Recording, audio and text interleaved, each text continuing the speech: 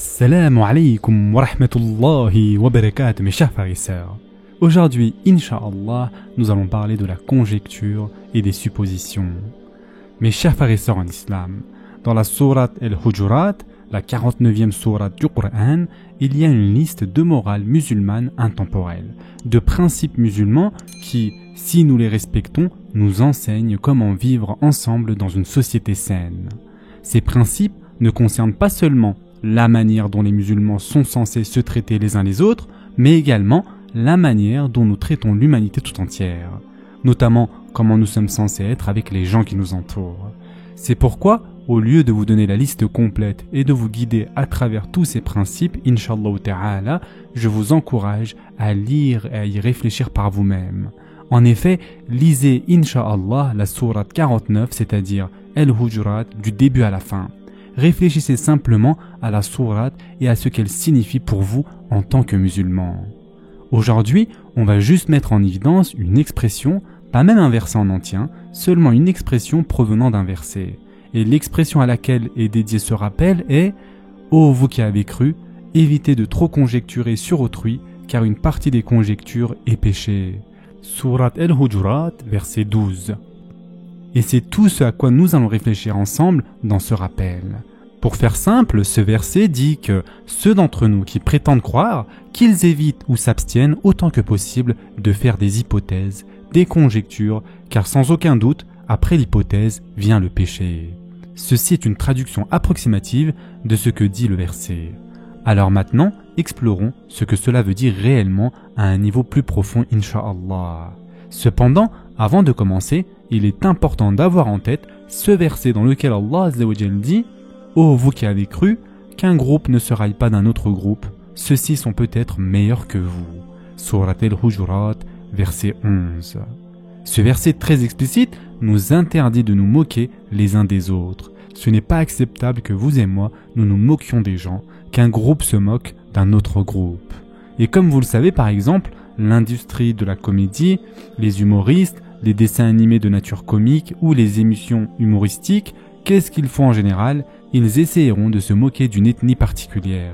Ils stéréotyperont quelque chose de drôle à propos des Arabes, ou bien ils stéréotyperont quelque chose de drôle à propos des Asiatiques, ou encore des Noirs, ou des Blancs, ou des Indiens, etc.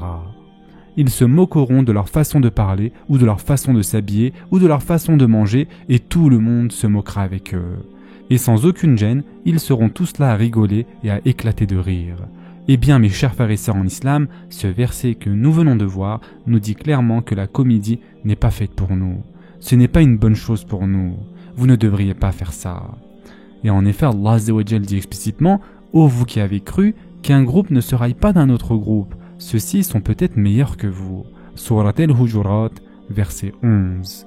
Honnêtement, ce n'est pas quelque chose qui engendre le respect des autres. Cela au contraire engendre en fait cette idée d'intolérance et cela normalise le fait de considérer les autres comme quelque chose dont on peut rire ou encore comme des gens inférieurs à nous. Et donc de ce fait se considérer comme supérieurs à eux. Cependant, ce n'est pas le sujet ici. Le sujet est celui des hypothèses, des conjectures, des suppositions. Mais il faut comprendre que les hypothèses résultent de ce genre de comédie. Ces comiques masquent leurs propos et leurs réelles pensées en disant « Je fais juste une blague, je dis juste, je plaisante ». Et si vous êtes confronté à cela et êtes endoctriné par ce genre de blagues racistes à longueur de journée, vous commencerez par vous dire que ces gens-là sont véritablement comme ça. Alors que peut-être vous-même, vous n'avez jamais rencontré ces gens dans votre vie. Et cela commence donc comme une blague, mais cela finit par devenir une conviction. Vous êtes convaincu que ces personnes dont vous vous moquez depuis si longtemps sont exactement comme elles sont décrites par les blagues. Mes chers frères et sœurs en islam, je suis vraiment désolé de vous interrompre en plein milieu de ce rappel, cependant je voulais vous faire part d'une chose très importante. L'algorithme de YouTube a décidé de ne plus mettre en avant les vidéos d'Islam Spot, ceci est clairement visible avec le nombre de vues. La portée de ces vidéos est très limitée et c'est pour cette raison que je vous invite à commenter, à aimer et à partager un maximum, afin qu'un plus grand nombre de personnes puissent avoir accès à ces vidéos, Inch'Allah. Qu'Allah Azza wa Jal nous récompense tous pour nos efforts. Et d'ailleurs, il ne s'agit pas seulement d'ethnie, il s'agit aussi de religion, il s'agit aussi de personnes de confessions différentes. Et je ne donnerai pas d'exemple ici, mais vous savez très bien de quoi je parle. même dans notre communauté, ce genre de commentaires et blagues racistes existent et vraiment ceci est inacceptable. Vous pensez que c'est juste une blague, mais cela finit par devenir un stéréotype, une sorte de sectarisme accepté dans une société et une communauté. Cela devient tout simplement acceptable pour eux et ils finissent par normaliser ce genre de propos chaque fois qu'ils font une blague et ils renforcent ce stéréotype. Ainsi, lorsqu'ils regardent une personne d'une ethnie différente, ce genre de pensée leur traverse l'esprit. Un jugement passe dans leur tête et cela a forcément des conséquences négatives. C'est ce qui est remarquable dans ce verset d'ailleurs, car dans le Coran, on n'est pas réprimandé pour avoir réfléchi ou avoir eu une mauvaise pensée, mais ici pourtant c'est bien le cas. D'ailleurs, comme vous le savez déjà, nous serons responsables de nos actions.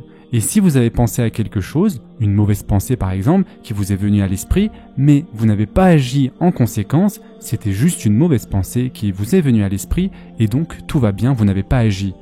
Mais, vous savez quoi? Il y a quelques exceptions à cela. Par exemple, les intentions sont une pensée, et même si votre action peut être bonne, si votre intention est corrompue, cette pensée peut dicter la façon dont cette action sera comptée. Une autre exception remarquable et unique à cela est le verset que nous avons vu tout au début. « Ô vous qui avez cru, évitez de trop conjecturer sur autrui, car une partie des conjectures est péché. » Surat Al-Hujurat, verset 12. Allah Azza wa Jal dit de rester autant que possible à l'écart de ce concept de zann, que nous pouvons traduire par faire des hypothèses, conjecturer, etc. Mais l'idée de faire des suppositions est juste quelque chose qui se passe dans notre tête. Yani, vous n'avez rien dit à l'oral, vous n'avez rien fait même. Et cependant, Allah Azza wa Jal dit de ne pas penser même de cette manière-là. Et c'est une chose vraiment très importante à propos de ce verset-là. Dans la mesure où le verset précédent, c'est-à-dire le verset 11 de la même sourate, disait de ne pas se moquer des gens. C'est compréhensible, cela signifie en fait de dire quelque chose, de faire quelque chose, et ceci est une action. Plus loin, dans ce verset il est dit « N'espionnez pas les gens, ne médisez pas sur les gens, n'est-ce pas ?»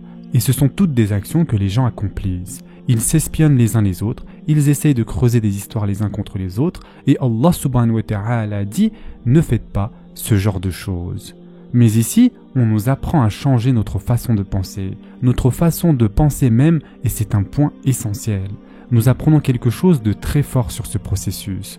Si vous ne changez pas la façon dont les gens pensent, si vous ne changez pas la façon dont vous et moi pensons, alors les choses ne s'amélioreront pas, les choses vont au contraire empirer.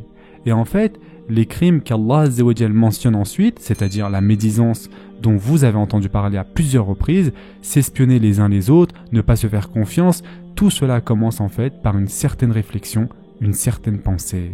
Et Allah Azza wa Jal dit de rester autant que possible à l'écart de ce genre de pensée.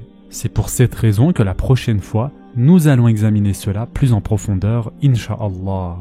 Ce sera tout pour aujourd'hui. En attendant, prenez soin de vous mes chers frères et sœurs, et à très prochainement, Inch'Allah.